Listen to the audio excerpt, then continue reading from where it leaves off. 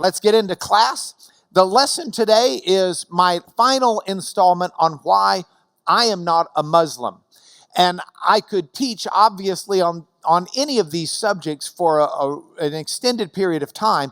But what I've tried to do is keep it condensed down to core reasons. And so as we open the door on the teachings of Islam one final time in this class, and I explain to you why I'm not a Muslim, what I'm really doing is giving you one reason out of a number of different reasons. Because of the interest of time, I've got to try and restrict it down to something that is digestible.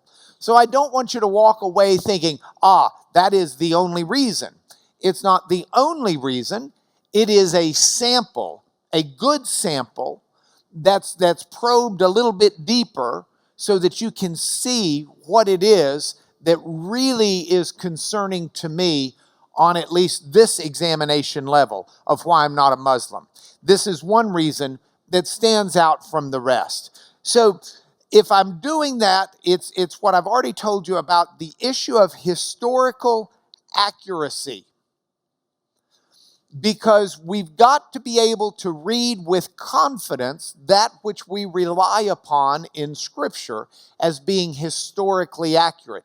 I think that's even more important if you're going to believe in the Islamic faith.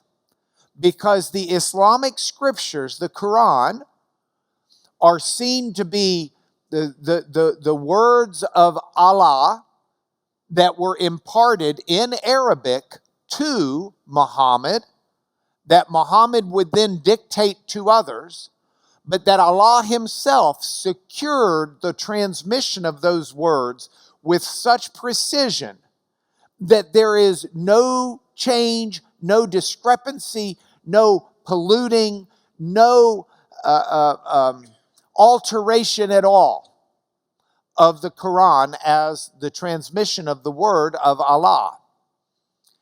Now, when I approach anything like this, I like to use something that's not infallible, but really is a director in our lives. And that's common sense. There is a lot to be said about common sense. This fella is not exercising common sense in the picture. We want to be people, we need to recognize. Now, common sense is not infallible, but common sense is how we assess things. I was talking to Mark and Wilkie and the Seiferts a couple of days ago. They were asking me about how trial was going. And I said that the other side had put a witness on the stand last week that sounded very professional, that sounded very academic. She sounded very intellectual. Her expertise seemed to be without compare. And what she had done is she had measured the hip implants that had been removed from our plaintiffs. And in the process of measuring them, I didn't have any problem with her measurements. She used her ruler with great precision. It's not technically a ruler, but the machine used to measure these things. But in addition to that, she offered a lot of opinions that didn't have anything to do with measurements. And those opinions just happened to coincide precisely with the position of the manufacturer that I'm suing. So it looks like this nice independent witness from a very good institution who is a professor at this university, West Coast University. It looks like they've brought in this independent professor to say, here are our opinions, and this is the way we see it as academics, and it aligns perfectly with the company. Well, that must mean the company's right. And I had a chance to cross-examine her. And my cross-examination was done with the aid of an Elmo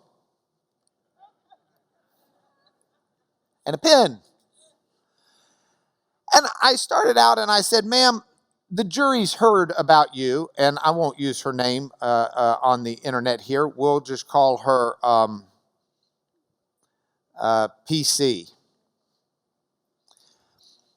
And I said, ma'am, you are PC.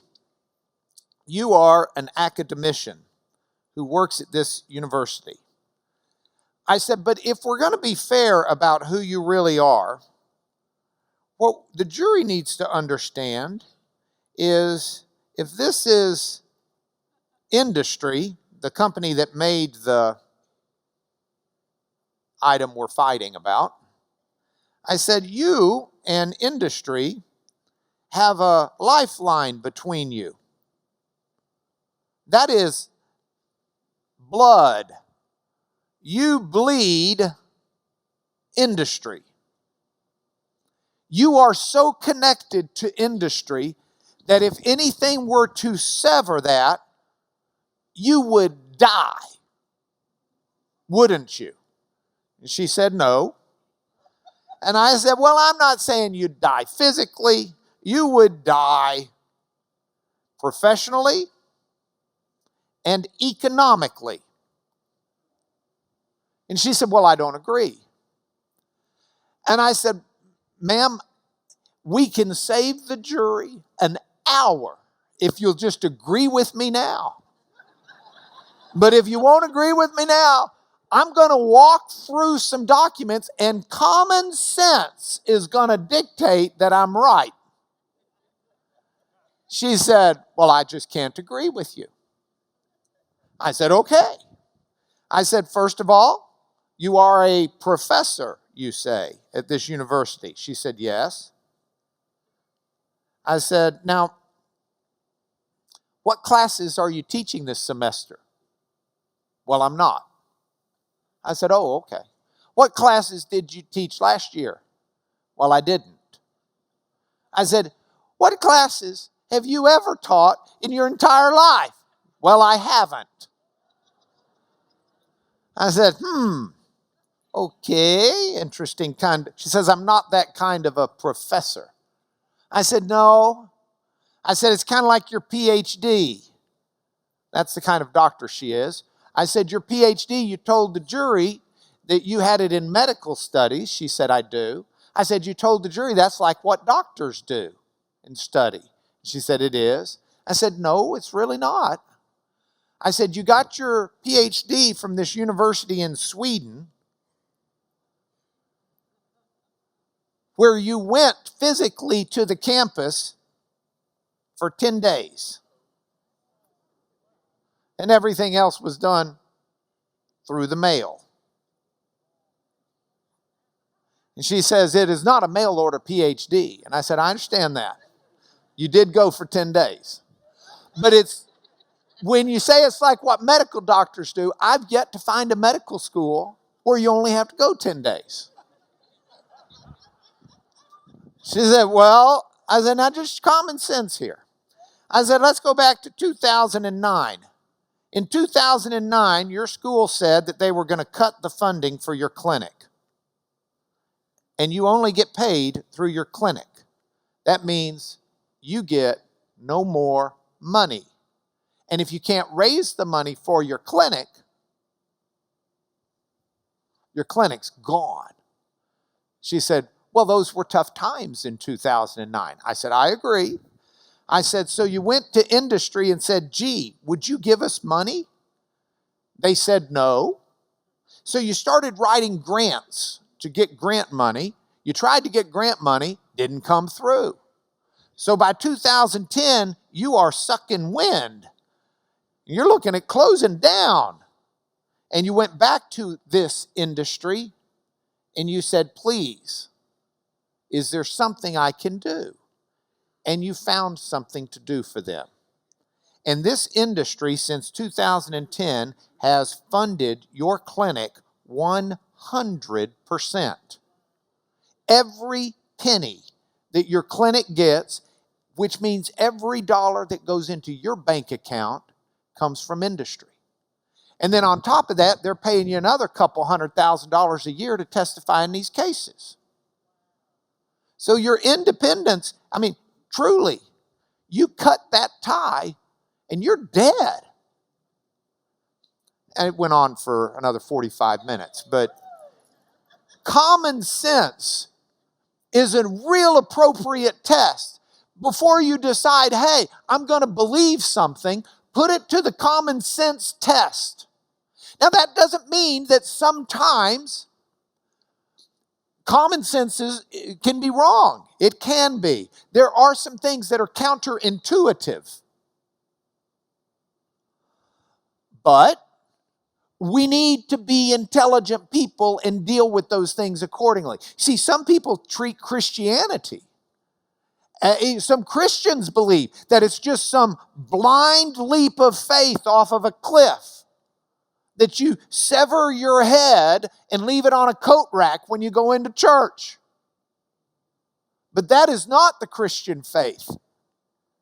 That is a mature and appropriate Christian faith. Jesus didn't come and challenge us to believe in the face of common sense. Jesus came and said, I am the way, I am the truth. And we are to seek truth.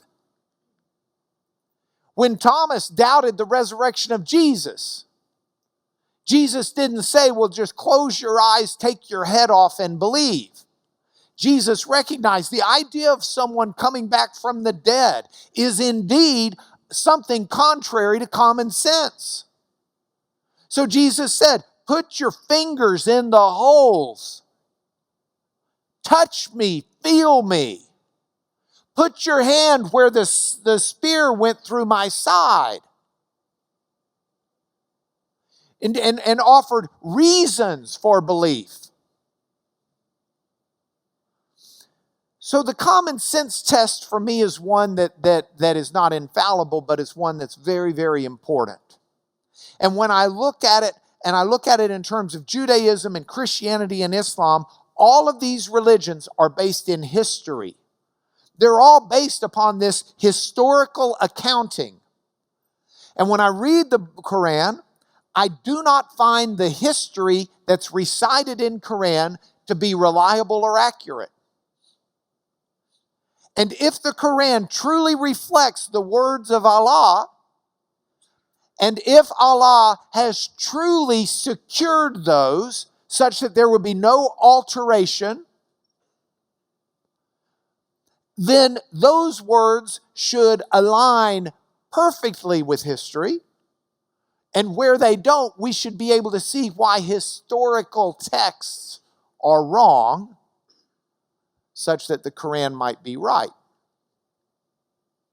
Now, the one episode, a historical fact from the Quran that I pulled out because it seems to me to be particularly easy to disprove, is the one that talks about Jesus being killed or crucified.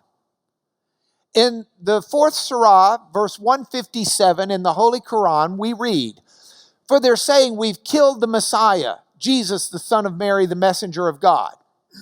In fact, they did not kill him, nor did they crucify him. It appeared to them as if they did, but certainly they did not kill him."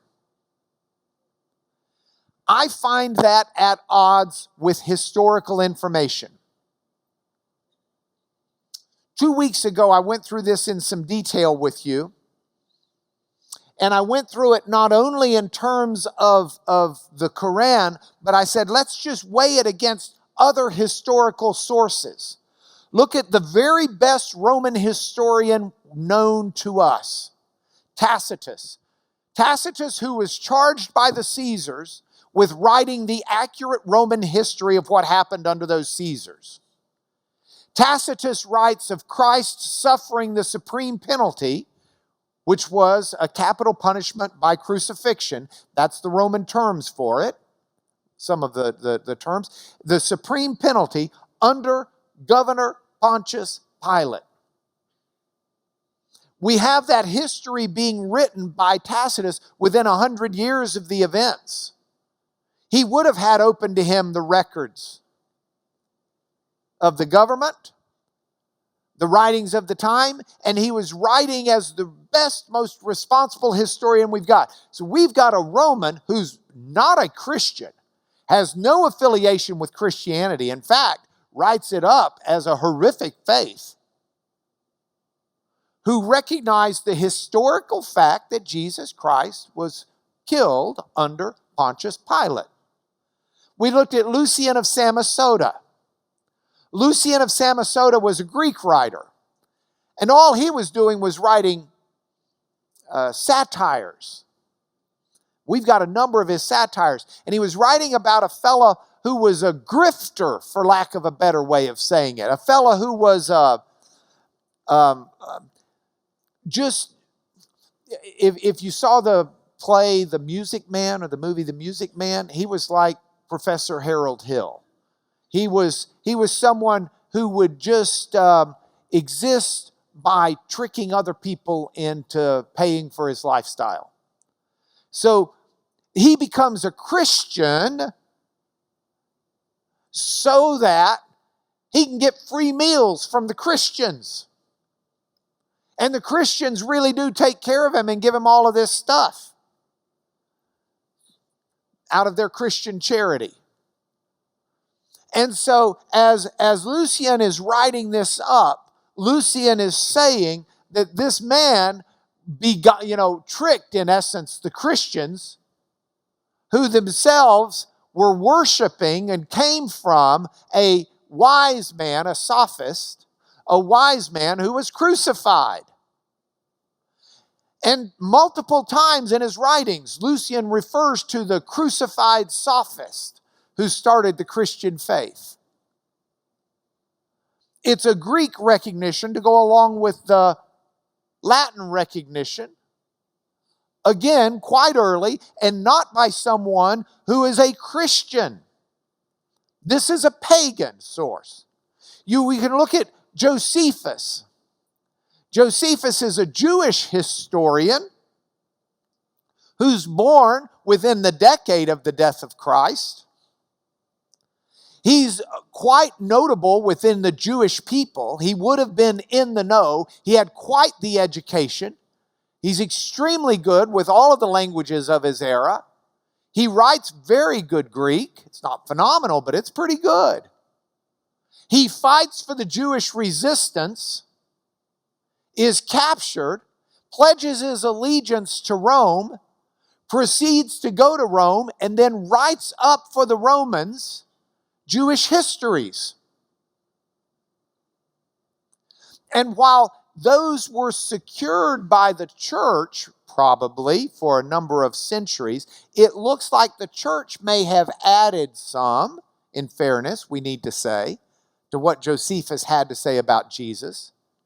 There are parts where it's pretty clear, and most every scholar I've looked at agrees, this is authentic Josephus. And in the authentic Josephus includes references to Jesus being crucified and killed. Now, we looked at those references closely 2 weeks ago, but I bring them to mind to you as we look at this. What is the Muslim explanation in light of this evidence? The Muslim explanation typically is one of two things, depending upon which Muslim scholar you're reading. One explanation is that Simon of Cyrene was accidentally crucified instead of Jesus. Satan maybe clouded the eyes or the minds of the soldiers. Simon of Cyrene, you'll recall, in the Gospels, it talks about Jesus having to carry the cross, which was probably just the beam, the wide beam. The straight up and down pole probably stayed there and was used over and over and over again. But Jesus is carrying the beam. Those beams weigh 75 to 100 pounds. Jesus collapses under the weight. Simon of Cyrene is picked out and told to carry the beam the rest of the way. So one Muslim explanation is that Simon of Cyrene must have, after he got there, the soldiers thought, oh, this is the guy we're supposed to crucify because he carried it out here, and they accidentally put the wrong guy on the cross. Second option, Jesus didn't really die on the cross. He was still alive. His legs were not broken like the other two thieves because he was deemed to be dead. But in fact, he wasn't dead. So when he was taken down and put into the tomb, it gave him 3 days to recover, and he left. Okay? Now, I want to look at these things, but I want to use common sense when I look at them. So let's look at them together, okay? Here's my approach. First thing I want to do is I want to look at the events and make sure we've got all the events sketched out in our head. Then after we sketch out those events, let's go next and let's put down the historical research that we need to do to understand historically what it is we're reading on those events. You with me? And with all of that, we're going to do it under the aegis or the oversight of common sense. And I think part of that also needs to be, okay, well, if that's true, then where did these ideas come from that are in the Quran? Where is it that Muhammad got his ideas? How could he have missed this? Please understand, there is a lot of history that shows Muhammad. Now, Muhammad could not read or write, supposedly. He was illiterate, but clearly very smart, and in some ways, a very devout and good man.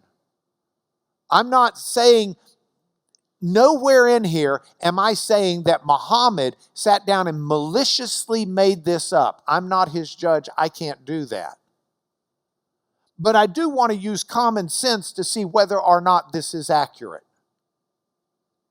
That's my goal. So, what are the events? Well, we can read the events in the Gospels. Matthew 26, 57 through 68 gives us a good smattering of some of those events. Let's look at them together and see how Matthew writes it up. Matthew 26. Here we go. Jesus is arrested. Following the arrest, Jesus is taken before Caiaphas. And then while he's in front of Caiaphas, he gets beaten. He gets struck. He gets abused, spat upon, mocked. He's up all night long. They slap him in the face. They spit in his face. They strike him. And they make fun of him and they mock him. So he's now been awake for 24 hours. He's been physically abused. When they send him to Pilate in the morning, morning comes. They take counsel against Jesus to put him to death. They bind him. So they take rope and they lead him away. They deliver him to Pilate. We have an interlude where Jesus hangs himself, and then Jesus is before Pilate. While he's before Pilate, they have the conversation, and Pilate decides he's going to give someone up. Decides it won't be Jesus because the crowd doesn't want Jesus given up. So when Pilate sees that he's gaining nothing, but a riot's beginning, he washes his hands, and all the people, and he says, I'm innocent of this man's blood. The people cry out, his blood be on us and our children. And then he releases Jesus, or Barabbas, and he scourges Jesus. Scourges Jesus. Now,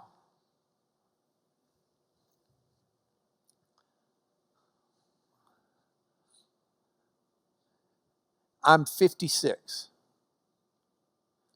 I was brought up in an era by very loving parents, amazing parents. But my parents believed if you spare the rod, you spoil the child.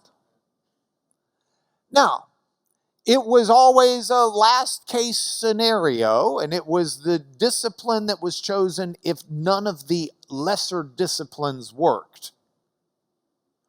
But when none of the lesser disciplines worked, I have been spanked.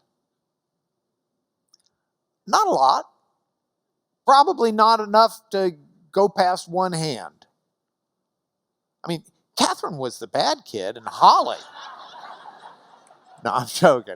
I'm joking. It was just Holly. It wasn't Catherine.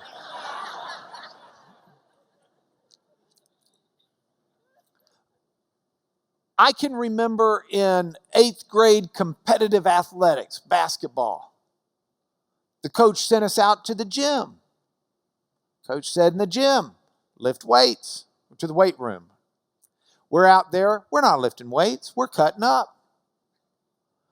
Coach comes out, he sees we're cutting up. He lines the entire basketball team up on the wall.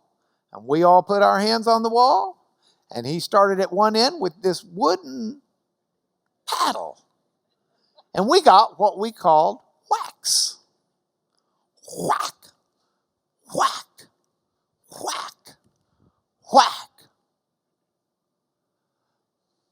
Now, if we're not careful, we'll have a tendency to read a passage like this and think Jesus must have been given whacks or a spanking.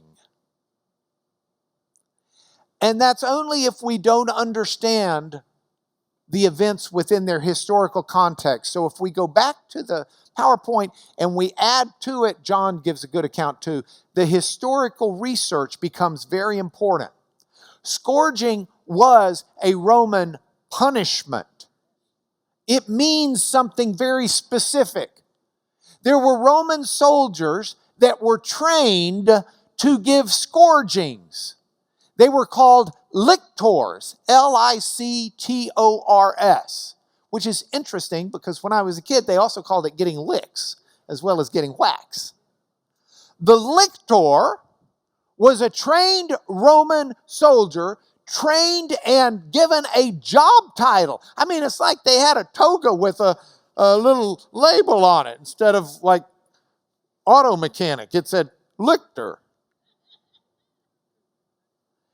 And the way it was done, there was a post, and you were tied to the post.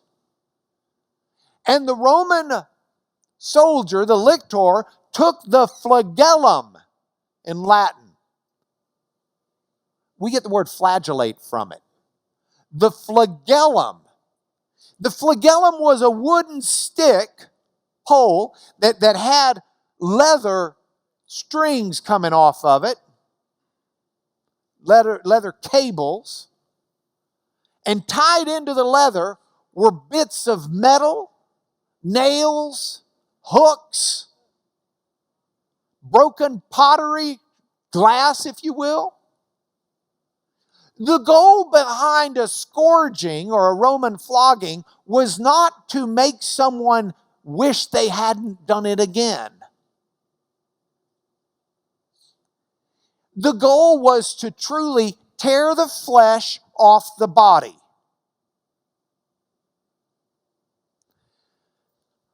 Let me read you a historical account of a flogging result.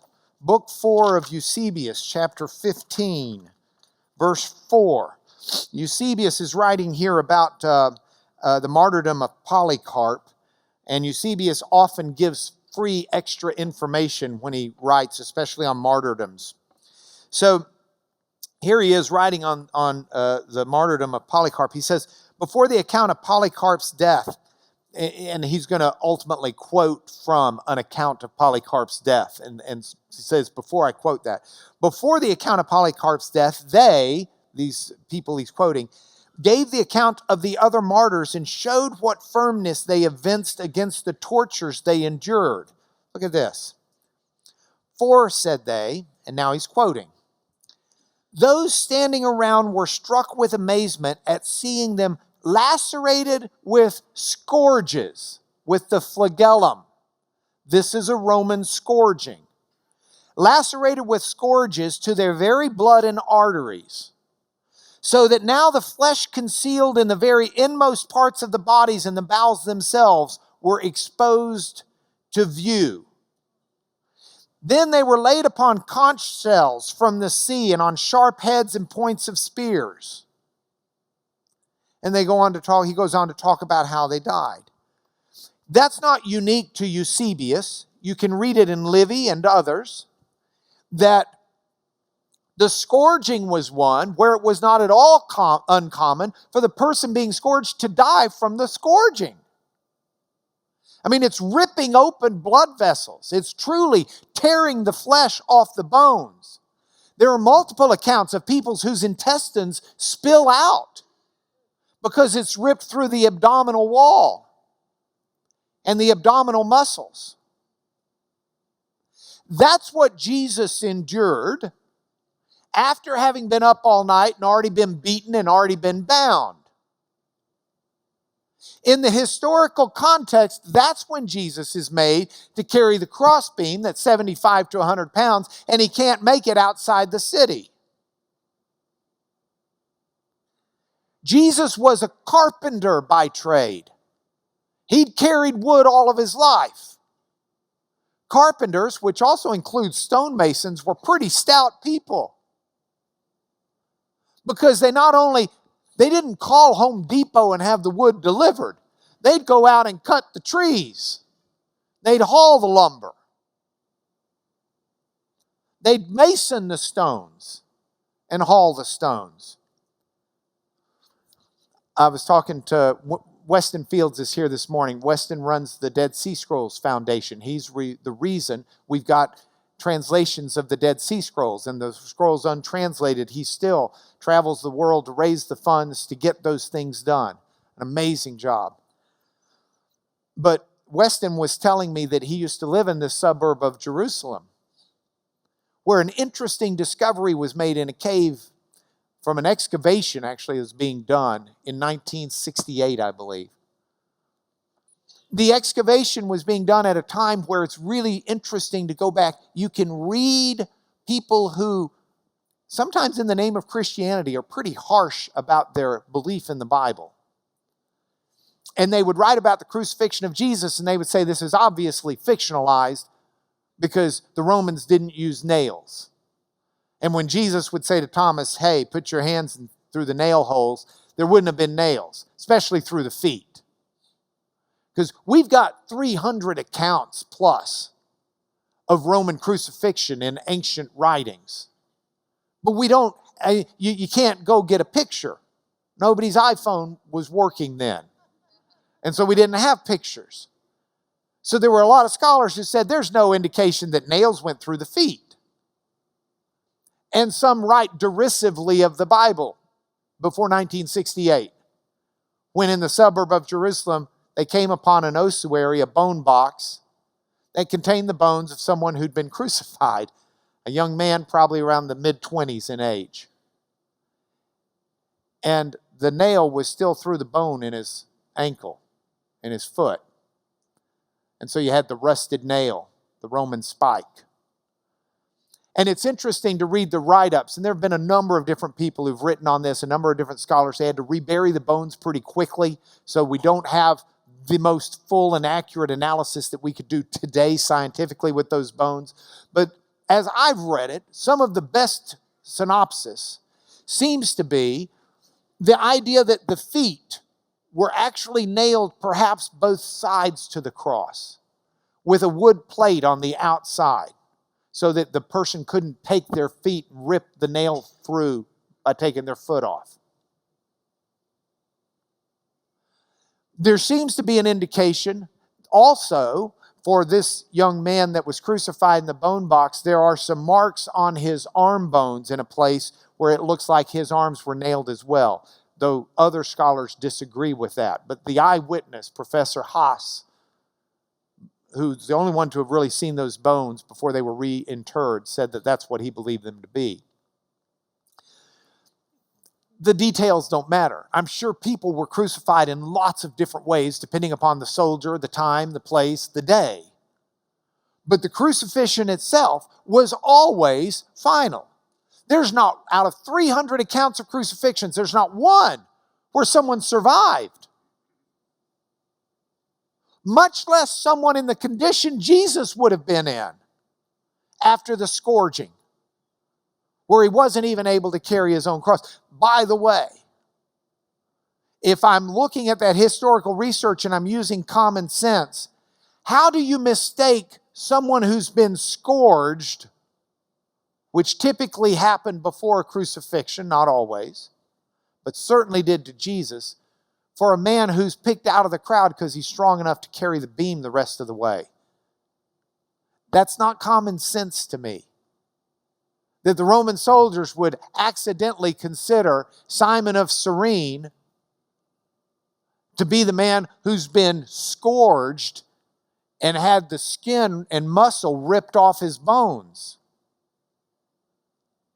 That's not an easy distinction to lose. I don't care what kind of glasses they needed. You're going to pick up on that when you're so close to a man that you're putting nails through his feet and you're putting nails through his arms. Common sense tells me that. Common sense tells me that Jesus is not going to endure what he endured, be on the cross. The Roman soldiers put a spear in his side to check on him. And these men who make a living out of killing people are supposed to have been misinformed and hadn't figured out Jesus was dead.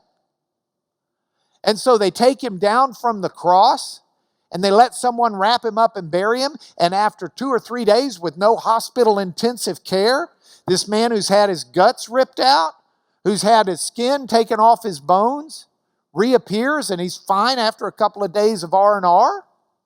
That does not make common sense to me. And I strongly suspect that rather than converting en masse all of the Jews that converted en masse because they saw the resurrected Jesus, they believed in the resurrected Jesus, I strongly suspect instead they would have said, well, it turned out he wasn't dead after all, and worshiped him as an unkillable Messiah instead of a resurrected Messiah. Common sense. So where did Muhammad get it so wrong? Can we trace this back to anything other than just a malicious makeup of a story? Absolutely. There's a lot that's contained about the life of Jesus in the Quran that clearly is closely related to other fables and other Christian stories that were in circulation at the time. We know through a fair reading of history that almost immediately within the church, within decades of the church, as the Christian faith started to meld with Greek mysticism and Greek philosophy, something the Jewish faith was already doing with Philo in Egypt, for example. But as the Christian faith was doing this, the Christian faith took on some heretical perspectives. One of the most pronounced heresies of the early church was what we call the Gnostic heresy. And it clearly grew out of this Greek concept that anything physical and fleshly is inferior to those things which are thoughtful and unseen. Ideas, words, the soul, the essence of a person. And so within this heresy, as this heresy melds together, there were a group of people who tried to teach, if the flesh is bad, then one of the biggest problems is how could Jesus, the ultimate good, have been in flesh? So the Gnostics taught that Jesus was not in flesh. Certainly, the different schools of thoughts, lots of different ways of teaching it. But out of that Gnostic heresy came certain gospels that were very interesting to people. Our 4 gospels that were written by the apostles are under apostolic authority. Our 4 gospels don't give much about the childhood of Jesus, but there was a great desire among people to know about that. The ears were itching to be tickled. And so the Gnostic Gospels would frequently try to give information about the infancy of Jesus and the childhood of Jesus. So we're able to see some stories in the Quran that echo things that were already present in Christian fable. For example, in the 5th Surah, verse 110, Allah will say, "O Jesus, the son of Mary, you make out of clay, as it were, the figure of a bird by my leave, and you breathe into it, and it becomes a bird by my leave. And you heal those born blind, the lepers, by my leave." Well, the Gospels truly account for Jesus healing the blind, for Jesus healing the lepers. But where's this idea of Jesus makes a bird out of clay come from? If we go back, we can find the infancy gospel of Thomas, a Gnostic gospel that was written well past the apostolic age. And in the infancy gospel, it talks about this little child, Jesus, when he was 5 years old, was playing at the ford of a brook. And having made soft clay, he fashioned thereof 12 sparrows. Jesus claps, actually, he did it on the Sabbath. And so some of the Jews supposedly are upset, and his dad's upset, and the Jews come down and say, "How dare you do this on the Sabbath?" At which point, according to the story, Jesus claps his hands together, he cries out to the sparrows and says, "Go," and these clay sparrows become real sparrows and take off. Now, that's a fable. It's a fable in a Gnostic gospel. We're able very clearly to trace not only the fable, but we're able to trace the theology that produced it. But that was a common fable, and that was a common concept that Muhammad, who was not able to read and write, who would not be reading the Gospels, would certainly have an awareness of. Now, Muhammad had a number of wives. One of his wives was a Christian. One of his cousins was a Christian. One of his slaves were a Christian. The Arabian Peninsula where he was had a number of Christians. There were monastic communities, some of which Muhammad seems to have visited when he was 9, 10 in that age. Let me give you another example real quick. She, Mary, points to the baby. Now we're reading from the Quran here. Points to Jesus, the baby, infant Jesus, and said, "How can," the people who are with Mary say, "How can we talk to one who's a child in the cradle?" And the infant Jesus talks as an infant and says, "I am indeed a servant of Allah. He hath given me revelation and made me a prophet. He hath made me blessed." The idea of Jesus as an infant talking to his mother is also one that's found in the Arabic infancy gospel, which seems to have been written around 100 years before Muhammad. Clearly a fable, centuries and centuries after the birth of Christ. But it says, "He has said that Jesus spoke, and indeed when he was lying in his cradle, said to Mary his mother, I'm Jesus, the Son of God, the Logos, whom thou hast brought forth, as the angel Gabriel announced to thee, and my Father has sent me for the salvation of the world." Again, it's a concept that can find the mistakes that I see in the Quran are mistakes that I can easily find them identified in history, how Muhammad may have understood them and put them into the Quran. Now, there's a core difference here in whether or not Jesus was crucified. I want to return to that as we bring this to a close.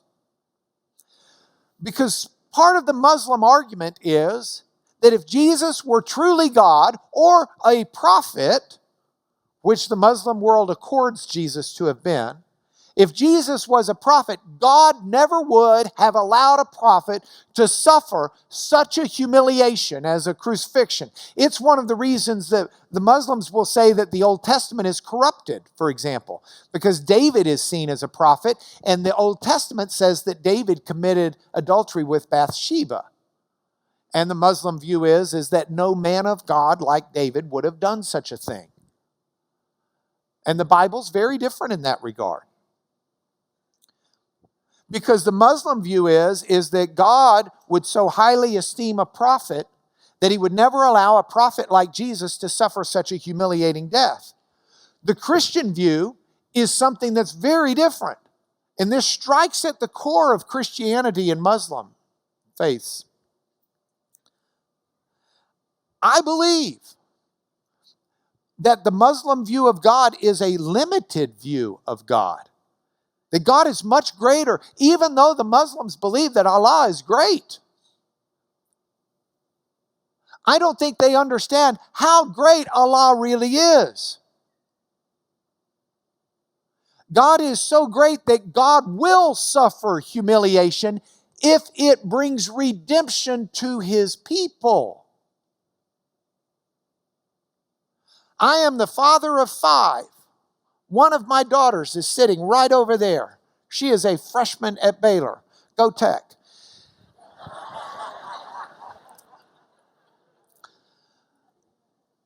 Sorry. I can be a good father to her and still carry myself with dignity.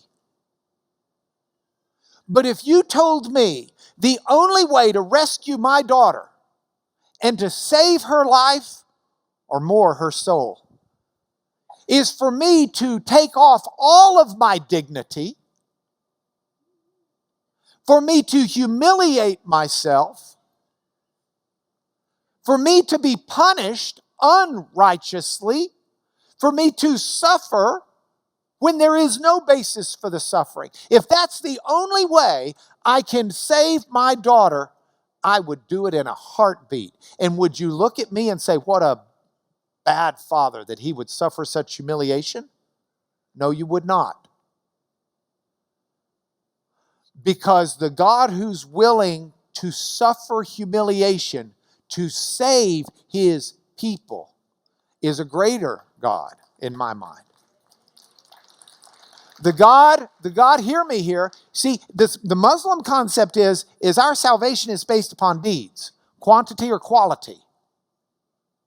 So if you've led a horrible life, but you will give yourself up in jihad and sacrifice your life for a higher calling, that quality of deed alone can inure you a higher place in paradise. It will so weigh. My Christian view of God is a higher view of God. My Christian view of God is one where God, the pure 100% good God, will never be, He cannot exist in the presence of sinful beings without the sin being destroyed. So if I've got sin and I need to be in the presence of God, God is so great, He must see that the price for that sin is paid. He is a righteous God. And a righteous God is not a God who judges by 51%. He is so righteous, it takes a 100% righteous person to be in the presence of God. Where will I get that righteousness? I will not get it on my own. I've already blown it. I got no chance.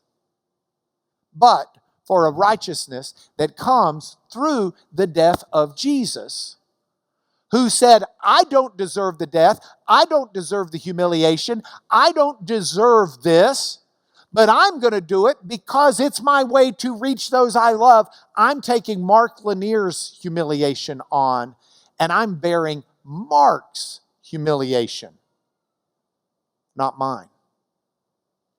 This is why Paul writes in Philippians chapter 2. He says, have the same attitude in yourself, which was also in Jesus Christ, who, even though He existed in the form of God, Allah in Arabic, the form of God, did not regard equality with God something to be held on to. He emptied Himself, He humiliated Himself, and took on the form of a man. I got news for you. Just being human is a humiliation if you're God. And having become in form as a man, Paul writes, He humbled Himself to other men to the point of death, even the humiliating death on a cross. Paul's not holding back. He's not hiding. That's the point of the gospel. Jesus had to do that to save us. So there's common sense. I've gone too long. Here are your points for home. Christ redeemed us from the curse of the law by becoming a curse for us. Yes, he was cursed. How could a prophet of God be cursed? Only by his own volition, and only on behalf of those who should bear the curse. He stepped in front of the bullet that was headed for you and me. He didn't deserve the bullet, but he threw his body in front of it for us.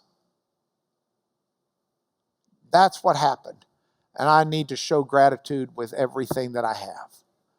Number 2, the word of the cross is folly to those who are perishing, but to those of us who are being saved, it's the power of God. The word of the cross may seem foolish.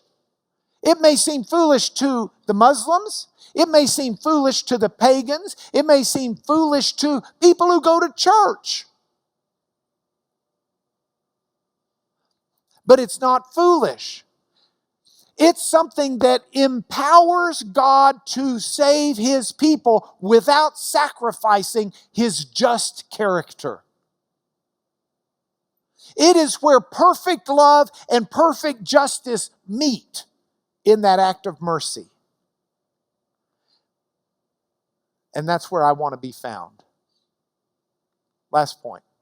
If we've been united with him in a death like his, we'll certainly be united with him in a resurrection like his. I like his death. Why? Oh, you like the death of Jesus?